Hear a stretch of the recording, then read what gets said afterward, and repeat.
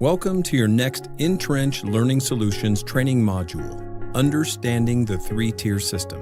Training where you want it, when you want it. Hi, I'm Grant. Hey, I'm Matt. We want to welcome you to the beer industry. Welcome me to the beer industry? I've been here for years. Not you, them, the person watching this video. They're new to the beer industry and we're going to teach them about the three-tier system. Oh, I get it. So, wait, what is the three-tier system? Oh, Grant. The three-tier system is the system of alcohol suppliers, distributors, and retailers who make, distribute, and sell beer and other alcohol to consumers. The first tier is the importer or producer. That's the company that makes the beer. Like Anheuser-Busch or Miller Coors? Yes, and like hundreds and now even thousands of brewers all over the world. These companies make and produce lots of different kinds of beer for consumers to drink. Like lagers and ales? Yes, but that's a different class. Technically speaking, the three-tier system of alcohol distribution is the system for distributing alcohol beverages set up in the United States after the repeal of Prohibition. The three tiers are 1. The importer or producer, also known as suppliers.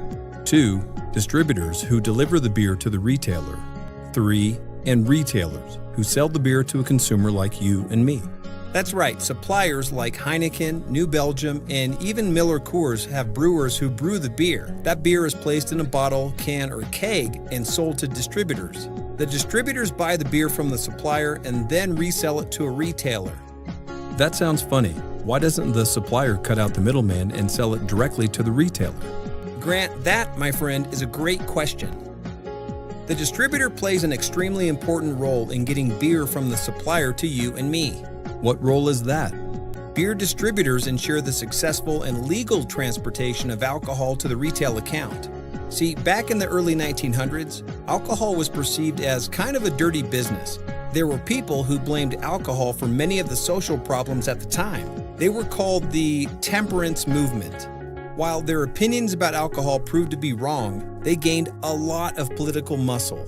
So much so that in 1920, the United States decided to put a ban on all alcohol transportation and sales by enacting the 18th Amendment to the Constitution. This began what was called Prohibition. What? You're kidding. Man, that doesn't sound fun. No, I'm not kidding. It was a dark age for people like you and me who appreciate a great beer for sure. One other thing that helped the U.S. pass Prohibition was that these brewers were tied directly to a retail account, like a bar or tavern. So what's wrong with that? Well, it was a huge problem. Let's say you wanted to open a tavern. In order to do so, you had to have money, and some breweries would lend a pub owner the money to do so. The supplier would lend you the money, but on their terms. And? Well, what happened was these brewers monopolized both the manufacturing and selling of their beer. If they lent you the money, they would expect that you would only buy and sell beer from their brewery. This wasn't fair for competition, the consumer, or good for the small businessman who wanted to sell lots of different kinds of beer. Is that where the term tied house comes from? Yes, a tied house is a retail account that is tied, typically financially, to a brewer or supplier. Okay, I get it. And this was a problem. So how long did the Prohibition last? 13 long, dark years, my friend.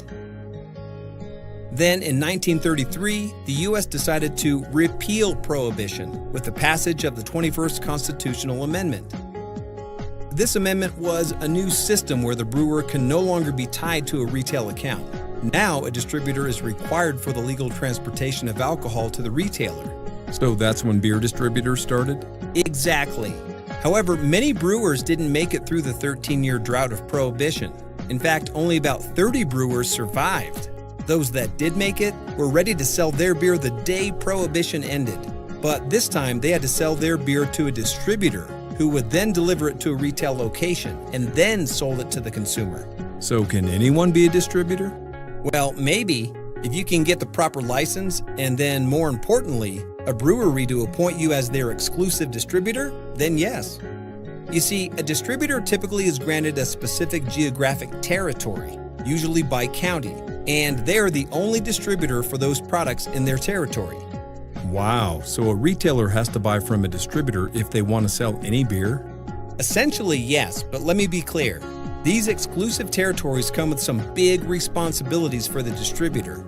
They have to ensure that the products they sell are in peak quality and be able to effectively sell, deliver, and service every retailer in their market.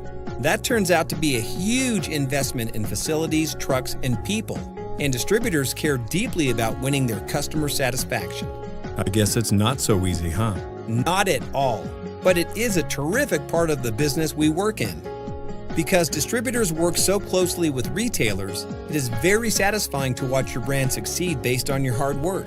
Plus, the relationships built with retailers can be a lot of fun.